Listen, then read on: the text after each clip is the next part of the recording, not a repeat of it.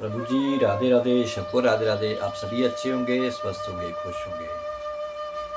आज की कथा का प्रसंग है सच्चा शिष्य कौन। आपने सुना होगा संता और बलवंता, ये दो पाठी थे और ये पाठी थे श्री गुरु अर्जुन साहब जी के दरबार में। ये कीर्तन किया करते थे, रोजन भजन कीर्तन किया करते थे।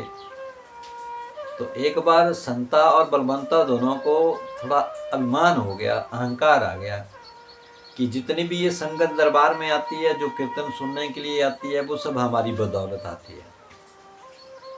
ऐसा दोनों के मन के भीतर भाव आ गया।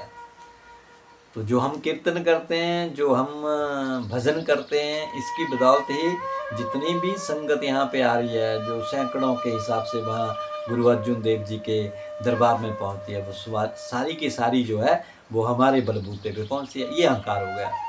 और हम आपको भी प्रभु जी अहंकार हो जाता है, हम सबको भी अहंकार हो जाता है। अहंकार नहीं करना चाहिए।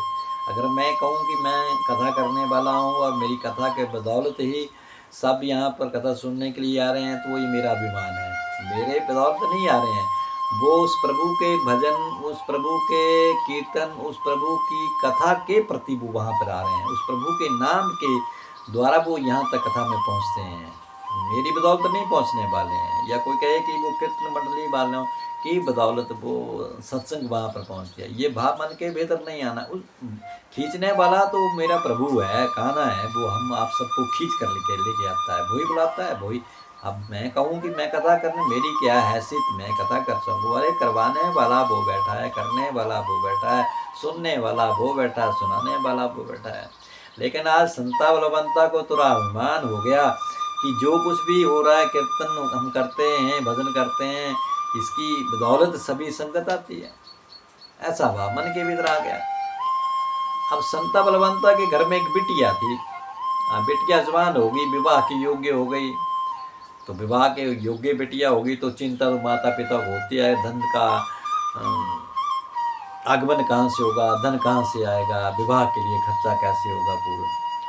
तो एक दिन गुरु अर्जुन देव जी के महाराज जी के पास गए और कहा, महाराज हमारी बिटिया जवान हो गई है और उसकी शादी के बारे में सोच रहे हैं, अगर कोई धन का अगर आयोजन हो जाए, धन का प्रबंध हो जाए तो बड़ी मेहरबानी होगी।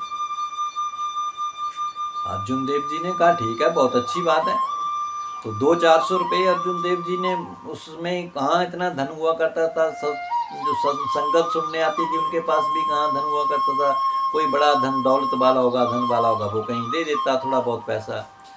तो 200-400 रुपया जो था वो अर्जुन देव जी ने उन दोनों को देना चाहा, तो उन्होंने मना कर दिया कि 200-400 रुपये से क्या विवाह होगा, ये नहीं लेंगे। आपके पास इतनी संगत आती है, इतने लोग आते हैं, कम से कम इतना धन तो दीजिए जिससे हमारी बेटी का विवाह अच्छे से हो जाए। अर्जुन देव जी ने कहा ठीक है, मैं प्रबंध करूंगा।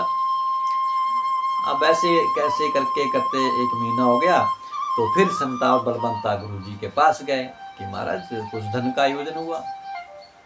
तो अर्जुन देव जी ने कहा कि हो जाएगा, रुको थोड़ा दिन। ऐसे करते करते कुछ दिन और बीत गए। अब उन्हें भी चिंता होने लगी, संता बलवंता को बिटिया का विवाह रख दिया गया, शादी होगी कैसे होगी। अब गुरु अर्जुन देव जी कहाँ से वो धन नहीं दे रहे हैं। और प्रभु जी सुनिए, अब गुरुओं के पास धन कहाँ से होगा, संतों के पास धन आएगा कहाँ से? जो थोड़ा बहुत जो संगत होगी वो अगर चढ़ाती होगी, दरबार में कुछ भेंट करती होगी, तो महाराज जी वो तो संगत के भोजन के लिए ही हो जाता है, उनके भंडारे के लिए में ही वो धन खर्च हो जाता है। और जितने भी साधु संत वहाँ पे दरबार में पहुँचते हैं, सबके लिए जलपान का प्रबंध हो जाता है, तो धन तो वो वैसे ही खत्म हो जाता है। संतों के पास कौन सी बड़ी बड़ी तिजोरियाँ भरी पड़ी हैं या बैंक बैलेंस पड़ा है? संतों को तो एक समय का भोजन चाहिए, वो होता है, और जो संगत आई है उनके लिए भोजन का प्रबंध हो जाता है।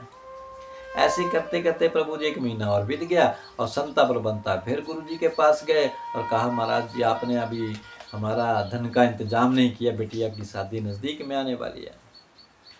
तो गुरु जी ने कहा कि आपकी मांग पूरी हो जाएगी, अवश्य हो जाएगी, कल आपकी मांग पूरी हो जाएगी। अब संता बलवंता सोचने लगे, 1 महीना 2 महीने हो गए, आज तक पूरी नहीं हुई, अब कल कहाँ से पूरी हो जाएगी? कैसे पूरी होगी? तो दूसरा दिन पर आया संता बलवंत आए और गुरु अर्जुन देव जी ने उनको बुलाया। अर्जुन देव जी ने उनको अपने पास बुलाया और कहा कि आपका प्रबंध हो गया, धन का प्रबंध हो गया है। तो 4.5 टके जो थे गुरु अर्जुन देव जी ने वो संता बलवंता के हाथ में रख दिए।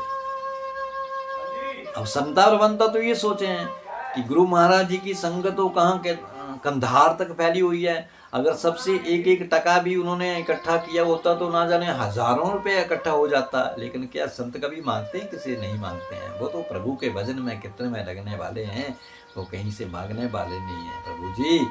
अब 4.5 टका श्री गुरु अर्जुन देव जी महाराज जी ने वो पैसा वो संता बलवंता के हाथ में रख दिया। अब जैसे ही वो उन्होंने देखा कि 4.5 टका से क्या हमारी बेटी का विवाह होगा, बड़े गुस्से हो गए, बड़े क्रोधित हो गए। क्या कर रहे हो गुरु महाराज जी, क्या 4.5 टके में ये हमारी बेटिया का विवाह होगा? तो गुरु महाराज जी ने उनकी हैरानी को दूर करते हुए कहा, महाराज कि आप इतने हैरान क्यों हैं? पहले सिख हुए हमारे गुरु महाराज जी हुए गुरु नानक देव जी, और दूसरे सिख हमारे गुरु हुए अंगद देव जी, तीसरे हमारे गुरु जी हुए सिख गुरु अमरदास जी, और चौथे सिख हुए गुरु रामदास जी। ये तो 4 पूर्ण गुरु हुए। तो 4 टके तो इनके, और मैं हूँ अभी तक आधा गुरु, इसलिए आधा टका मेरी तरफ से, मैं आधा सिख हूँ अभी तक, इसलिए मैंने आपको ये 4.5 टके जो हैं वो आपको दिए हैं। गुरु जी ने महाराज ने फरमाया, भाई सच्चा शिष्य बनना आसान नहीं है। हम सच्चे से शिष्य कहाँ बन सकते हैं? दुनियादारी की इच्छाओं और प्रलोभनों को त्याग करके ही हम सच्चा शिष्य बन सकते हैं। ऐसे शिष्य तो नहीं बन सकते हैं। हमारे मन के भीतर भाव आ जाएगा कि मैं शिष्य बन गया, मेरे जैसे शिष्य कोई और दूसरा है, हो ही नहीं सकता है। क्या धन से कोई शिष्य बन सकता है? कोई पैसे से कोई शिष्य बन सकता है? कि इन चीज़ों से बन सकता है? नहीं। शिष्य अगर सच्चा बन सकता है तो भाव से, भक्ति से, प्रेम के द्वारा हम सच्चे शिष्य बन सकते हैं गुरु जी के, अन्यथा नहीं बन सकते हैं। हम सोचें कि मैं गुरु महाराज जी का सच्चा शिष्य हूँ तो इस बात को मन से निकाल दो प्रभु जी, बिल्कुल नहीं। गुरु जी को शिष्य वही पसंद है जो प्रेम भाव के साथ सेवा करने वाला है। वो सच्चा प्रेमी जो है, वो जो सत्ता सत्संगी है, जो मन से, भीतर से, आत्मा से उस गुरु जी की, महाराज की सेवा करता है, उस प्रभु के ध्यान शब्द को उच्चारण करता है, वही सच्चा शिष्य है। इसलिए धन से कुछ होने वाला नहीं है। ये जरूर है कि इस कलयुग के भीतर धन की आवश्यकता सब किसी को है, धन चाहिए, लेकिन धन वो भी नहीं हो जो हमें प्रभु से दूर कर दे, वो हम अपनों से दूर कर दे, वो धन किसी काम का नहीं है। इसलिए सच्चा शिष्य बनना बड़ा कठिन है मेरे प्रभु। इसलिए प्रेम भाव से गुरु की सेवा करना, उस प्रभु का ध्यान करना, उसके भजन कीर्तन शब्द का स्मरण करना, उसका सुमरन करना, यही सच्ची भक्ति है और यही सच्चे शिष्य की पहचान भी है। तो आज का प्रसंग आपको कैसा लगा? अवश्य लाइक करें और सब्सक्राइब करें। सबको राधे राधे।